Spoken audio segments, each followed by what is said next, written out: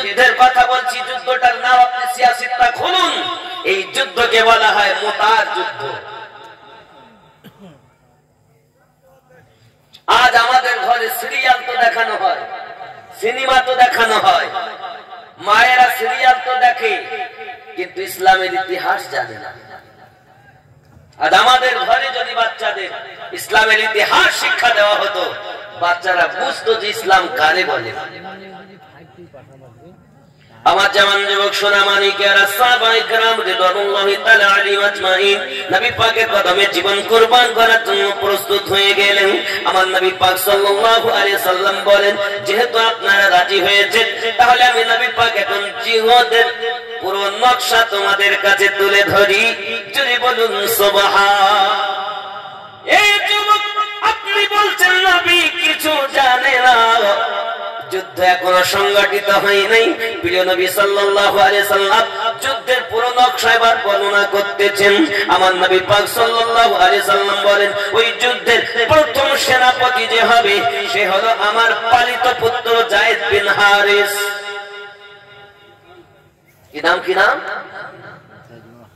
যায়েদ বিন হারিস একজন ধনী ছেলে। এক মেলা এসেছিল বাপের সঙ্গে, এসে হারিয়ে গিয়েছিল। বাপ বিশাল ধনী, খুঁজতো, খুঁজে খুঁজে খুঁজে খুঁজে কোনদিন হারিসকে পাইনি। যায়েদ বিন হারিস খুঁজে যায়েদকে যখন পায় না, চিন্তা করে কোথায় গেল। বিভিন্ন দেশে সংবাদ পাঠিয়েছে, পায় না।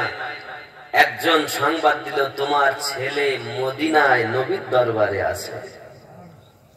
ওখান থেকে এসেছে, এসে দেখে যায়েদ তখন নেই দরবারে, কোথাও গিয়েছেন। আমার ছেলে এখানে আছে? হ্যাঁ আছে। দূর থেকে দেখছেন সন্তান, ওই পিতা রাস্তা ত্যাগ করে অন্য রাস্তায় যাচ্ছে। এমন সময় যখন সন্তানের সামনাসামনি হয়েছে, ছেলে বাপকে দেখে লুকিয়ে যায়। পিতা বলে, বেটা তুই লুকাস কেন? বাড়ি চল আমার সঙ্গে। আমার পিতা, আমি বাড়ি যাওয়ার জন্য আসিনি, আমি রাসূলের দরবারে আসি। এই দরবার ছেড়ে আমি কোথাও যেতে পারবো না।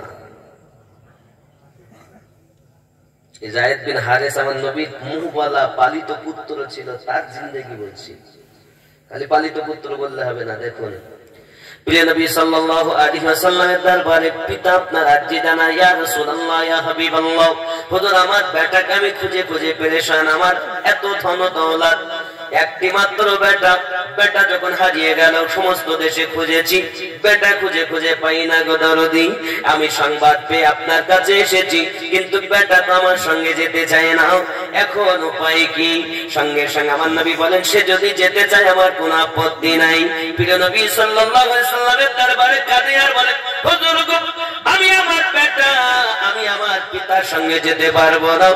আমি যদি মারাও যাই, এই দরবারে থাকবো, আপনার দরবার ছেড়ে যাব না। আমার নবী পাক